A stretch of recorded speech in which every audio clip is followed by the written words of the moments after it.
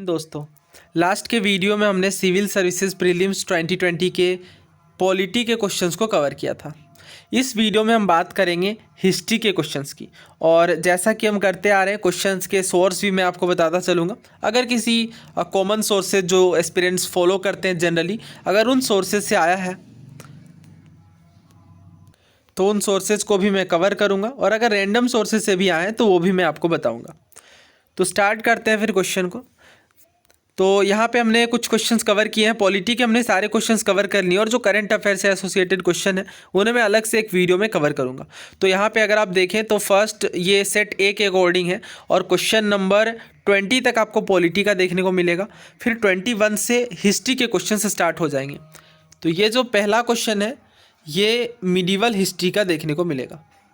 यहाँ पे आपको हिस्ट्री के संदर्भ में कुछ टर्म्स दिए गए हैं, जैसा कि आपको पता है की टर्म्स से काफ़ी सारे क्वेश्चंस आते हैं। तो ये की टर्म्स वाला ही क्वेश्चन है। 1 2 3, फर्स्ट में औरंग है, सेकेंड में बनिया, थर्ड में मिरासीदार।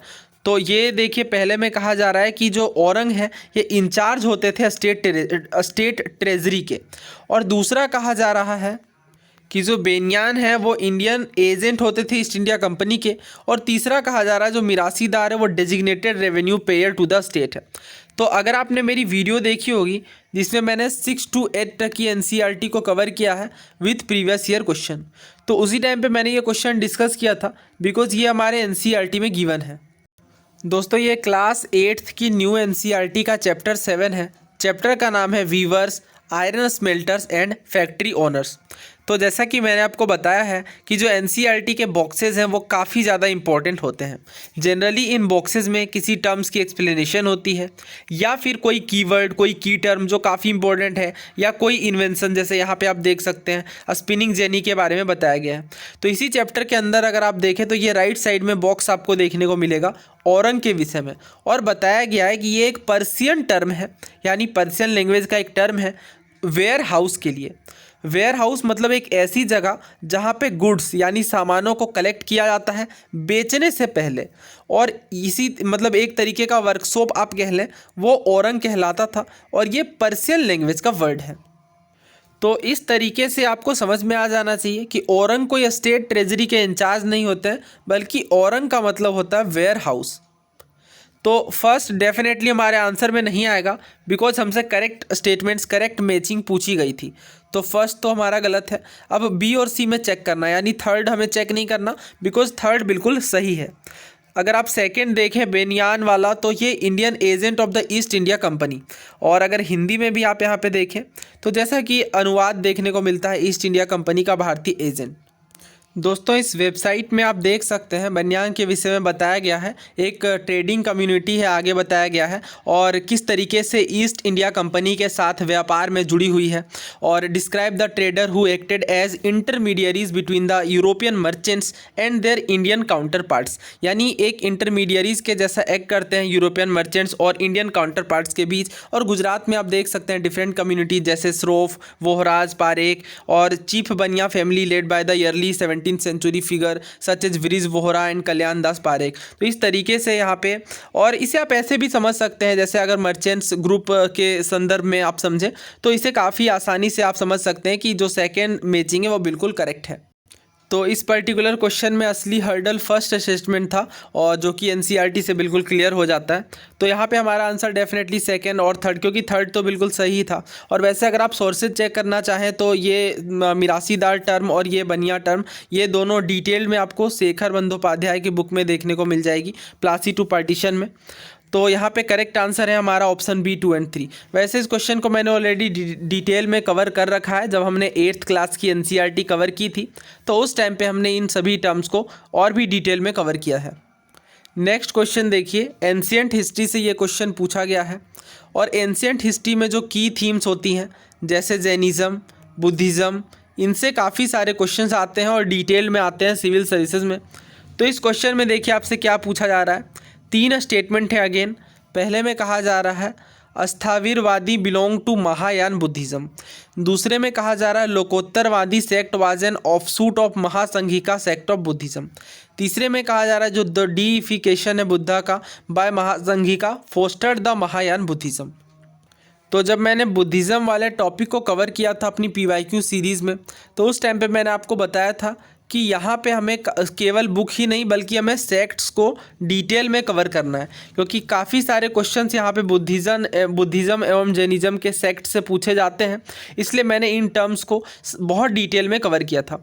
तो उन वीडियोज़ को आप ज़रूर देखें, बिकॉज़ यहाँ पर तो महासंघिका और स्थाविरवादी के बारे में पूछा गया है, बट बहुत बार इनसे डिटेल्ड और भी ऑफशूट्स हैं जैनिज़्म और बुद्धिज़्म के, उनसे भी क्वेश्चन अक्सर पूछे जाते रहे हैं। तो इस क्वेश्चन के अगर सोर्स की बात करें तो जो नॉर्मल सोर्सेज होती हैं, जैसे पूनम मैम की जो बुक आती है उनमें, और इसके बाद तमिलनाडु बोर्ड की बुक में, इन सभी जगह कवर्ड मिल जाएगी। बट यहाँ पे आपको ध्यान ये देना है कि स्थाविरवादी जो है वो थेरावाद बुद्धिज़्म को ही कहा जाता है। ओके, थेरावाद बुद्धिज़्म, जैसा कि मैंने आपको बताया है कि जो इनमें टर्म्स देखने को मिलते हैं वो जनरली पाली में देखने को मिलते हैं। तो इस वजह से ये पाली भाषाओं में अनुवाद होने के कारण ये जो टर्म्स है ये जैसे थेरावाद से स्थाविरवादी हो गया है इस पर्टिकुलर कंटेक्स्ट में। तो यहाँ पे फर्स्ट अगर आप देखें, क्या स्थाविरवादी यानी जो थेरावाद बुद्धिज़्म है ये क्या महायान बुद्धिज़्म से संबंध रखता है? तो आपको डिफरेंस पता होना चाहिए हीनयान और महायान के बीच, जो कि बुद्धिज़्म वाली वीडियो में मैंने कवर किया है, तो यहाँ पे मैं इसे दोबारा कवर नहीं करूँगा। तो थेरावाद बुद्धिज़्म महायान से नहीं बल्कि हीनयान बुद्धिज़्म से संबंध रखती है, बिकॉज देखिए थेरावाद जो है वो ओल्डर स्कूल है और जो महायान बुद्धिज़्म है वो रिलेटिवली न्यूअर स्कूल है। कॉमेंट बॉक्स में आपको ये बताना है कि किस किंग को महायान बुद्धिज़्म के फोस्टर करने का श्रेय दिया जाता है। ओके, तो यहाँ पे फर्स्ट हमारा गलत है। अगर आप फर्स्ट को एलिमिनेट करें ऑप्शन से तो अगेन दो ऑप्शन तो एलिमिनेट हो जाते हैं, बचता है बी और सी। आपको अगेन सिर्फ सेकंड चेक करना है। तो दूसरे में कहा जा रहा है लोकोत्तरवादी जो सेक्ट है यह महासंघिका सेक्ट का ही ऑफशूट है। तो ये बात बिल्कुल सही है, लोकोत्तरवादी जो सेक्ट है वो महासंघिका सेक्ट का ऑफशूट है। और भी कई सारे ऑफशूट्स हैं बुद्धिज़्म के, तो उस वीडियो में मैंने ऑलरेडी कवर किया, तो यहाँ पे मैं नहीं कवर करूँगा। और ये मोस्ट इंपॉर्टेंट टॉपिक है बिकॉज इनसे क्वेश्चन बहुत बार पूछे गए हैं। अगर आप देखें तो 2019 में भी इस तरीके का जैनिज़्म बुद्धिज़्म के सेक्ट से क्वेश्चन आया है, और भी पिछले सालों में भी कई बार पूछे गए हैं। बट चूंकि ये टॉपिक थोड़ा टफ है बिकॉज काफ़ी सारे सेक्ट्स हैं, और अगर आप इन्हें डिटेल में कवर करेंगे तो उस वीडियो में मैंने सारी चीज़ें कंपाइल करके एक साथ कवर की हैं। अगला स्टेटमेंट देखिए, the deification of Buddha by Mahasanghika fostered Mahayana. तो ये काफ़ी आसान स्टेटमेंट है, आपको पता होगा डीइफिकेशन यानी अगर इसका हिंदी अनुवाद आप देखें तो देवत्वारोपण। कहने का मतलब ये है कि गॉड की तरह ट्रीट करना, राइट। तो यहाँ पे जो थर्ड स्टेटमेंट है the deification of Buddha by Mahasanghika foster the Mahayana Buddhism, तो बिल्कुल सही बात है। ये हीनयान और महायान के बीच अगर आप बेसिक डिफरेंस देखें तो सबसे मुख्य बात यही है कि महायान बुद्धिज्म बुद्धा को एज अ गॉड ट्रीट करते हैं, बट हीनयान बुद्धिज्म में as a spiritual Guru treat किया जाता है गौतम बुद्धा को। और ये डेफिनेटली रिलेटिवली न्यूअर है, और हीनयान सेक्ट महायान के मुकाबले ज़्यादा पुरानी है।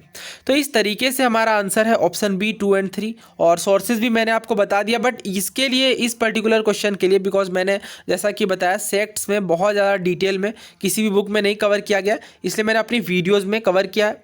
और जो टॉपिक वाइज सीरीज़ है वो PYQs के बेसिस पे ही मैं बनाता हूँ, बिकॉज मैं एंड में सारे PYQs को कवर करता हूँ। नेक्स्ट क्वेश्चन मॉडर्न हिस्ट्री से है, तो इसे सेपरेट वीडियो में हम कवर करेंगे। इस वीडियो में बस एंशिएंट और मेडिवल के क्वेश्चंस पर बात करेंगे। नेक्स्ट क्वेश्चन देखिए, अगेन मेडिवल हिस्ट्री का है। तो यहाँ पे आपको इवेंट्स दिए गए हैं और इसके बेसिस पे आपको क्रोनोलॉजिकल ऑर्डर में सेट करना है इन इवेंट्स को। Rise of Pratiharas under king Bhoj, दूसरे में कहा जा रहा है establishment of Pallava power under Mahendra Varman first, तीसरे में कहा जा रहा है establishment of Chola power by Parantaka first, और चौथे में कहा जा रहा है Pala dynasty founded by Gopal. तो देखिए अगर इस तरह के क्रोनोलॉजी वाले क्वेश्चंस आते हैं, क्रोनोलॉजी वाले क्वेश्चंस मेडिवल हिस्ट्री के, तो इनमें आपको बेसिक फ्रेमवर्क पता होना चाहिए। सेंचुरीज़ आपको सेंचुरीज़ का आइडिया होना चाहिए कि कौन सी जो किंगडम है वो किस शताब्दी में स्थापित की गई थी। दोस्तों इस क्वेश्चन का सोर्स तो डिफ़िकल्ट नहीं है, बट क्रोनोलॉजी याद रखना और मिडिवल इंडिया किंगडम के क्रोनोलॉजी को याद रखना एक डिफ़िकल्ट टास्क है। तो अगर फैक्चुअल बहुत अच्छे से आपका क्लियर है तो इस क्वेश्चन को अटैम्प्ट किया जा सकता है। तो इस चैप्टर में ये अगेन पूनम मैम की बुक है, तो यहाँ पे आप देख सकते हैं 750 से लेकर 1000 CE तक नॉर्दर्न इंडिया में पीरियड देखने को मिलेगा। तो यहाँ पे बहुत सारे किंगडम्स के विषय में बताया गया है। तो यहाँ पे अगर आप डायरेक्टली देखें प्रतिहार डायनेस्टी के बारे में सबसे पहले बात की गई है और इसके बाद एक एक किंग के बारे में डिटेल से बताएगा। तो ये प्राइमरली आप देख सकते हैं 700 के बाद से ही देखने को मिलेगा। और इसके बाद प्रतिहार किंग के बाद अगर अगले किंगडम की ओर चले तो यहाँ पे पाल देखने को मिलेंगे बंगाल्स के। तो बंगाल के जो पाल हैं ये मेनली अगेन यहाँ पे 637 में जब शशांक की डेथ होती है जो कि किंग होते हैं बंगाल के। इसके बाद पॉलिटिकल कन्फ्यूजन देखने को मिलता है और इसके बाद यशोवर्मन जो कि कन्नौज के राजा होते हैं। इसी तरीके से कश्मीर के राजा ललितादित्य और चाइनीज़ आर्मी इनमें इनमें भी इन्वेजन देखने को मिलता है। तो काफ़ी डिटेल में यहाँ पे एक्सप्लेन किया गया और फाउंडर बताएगा 8th सेंचुरी में लगभग। पाल डायनेस्टी के फाउंडर गोपाल होते हैं 8th सेंचुरी। ये सेंचुरी आपको ध्यान होनी चाहिए बिकॉज ये सेंचुरी अगर आपको याद है तो मेंस में भी क्वेश्चन पूछा गया है। तो बहुत बार ऐसा देखा गया है, ये आप इस चीज़ को, ये बिल्कुल थंब रूल है कि मेंस में जो क्वेश्चन आता है खास करके हिस्ट्री ज्योग्राफी इनके जनरली वो प्रीलिम्स में पूछ लेते हैं। तो पाल डायनेस्टी के ऊपर क्वेश्चन आया हुआ था तो इस तरीके से यहाँ पर भी क्वेश्चन पूछ लिया गया प्रीलिम्स में। तो इसी तरीके से सभी मेडिवल किंगडम के बारे में यहाँ पर आप डिटेल से पढ़ सकते हैं। और देखिए तमिलनाडु बोर्ड की बुक में भी ये किंगडम्स कवर्ड हैं और लेकिन वही है कि फिर बहुत ज़्यादा डिटेल में किंग्स के बारे में नहीं दिया गया। और आपको पता होगा सिविल सर्विसेज 2022 में यही ट्रेंड कंटिन्यू रखा गया और आपसे जो क्वेश्चन पूछा गया इन मिडिवल किंगडम से वो इस तरीके का पूछा गया था। दोस्तों ये क्वेश्चन सिविल सर्विसेज 2022 में पूछा गया था और यहाँ पे अगेन आप देख सकते हैं मिडिवल इंडिया का वही ट्रेंड कंटिन्यू रखा गया है। जो किंगडम्स है जैसे गुर्जर प्रतिहार, राष्ट्रकूट, परमार, चंदेल, अगर इनके किंग्स के बारे में आपको पता होगा तो काफ़ी आसानी से आप इस क्वेश्चन को भी कर सकते थे। तो इस क्वेश्चन का सोर्स भी अगेन आप इसी बुक में देख सकते हैं। एक एक किंग के बारे में डिटेल में एक्सप्लेनेशन दी गई है। जैसे अगर आप यहाँ पे देख सकते हैं नागभट्ट, वत्सराज, जितने भी किंग्स हैं उनको सभी किंग्स को, जैसे प्रतिहार डायनेस्टी के सभी किंग्स को डिटेल में क्लासीफाई किया गया है। तो अगर आपको किंग्स के नाम के बारे में अगर आप ब्रीफ आइडिया भी है तो इस क्वेश्चन को आप आसानी से कर सकते थे। तो उम्मीद है आप रिलेट कर पा रहे होंगे किस तरीके से क्वेश्चन पूछा जाता है। जैसे अगर यहाँ पे प्रतिहार के बारे में पूछा गया है तो यहाँ पे आपको समझ में आना चाहिए कि प्रतिहार डायनेस्टी इंपॉर्टेंट है और इसके किंग्स के बारे में भी आपको ओवरव्यू पता होना चाहिए बिकॉज 1 साल बाद ही यहाँ पे क्वेश्चन देखने को मिल रहा है प्रतिहार डायनेस्टी के किंग्स से। इसी तरीके से यहाँ भी आप पैटर्न आइडेंटिफाई कर सकते हैं इस तरीके के क्वेश्चन में, कीवर्ड वाले क्वेश्चन में।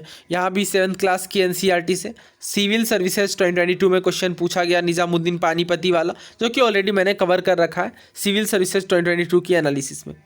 तो इस वीडियो में इतना ही रखते हैं। काफ़ी सारे क्वेश्चन और भी पूछे गए हैं तो एक पार्ट अगला बनेगा इसमें और जिसमें हम लोग हिस्ट्री के सारे क्वेश्चन को कवर कर लेंगे अगले पार्ट में और इसी तरीके से बाकी सब्जेक्ट्स को भी कवर करेंगे।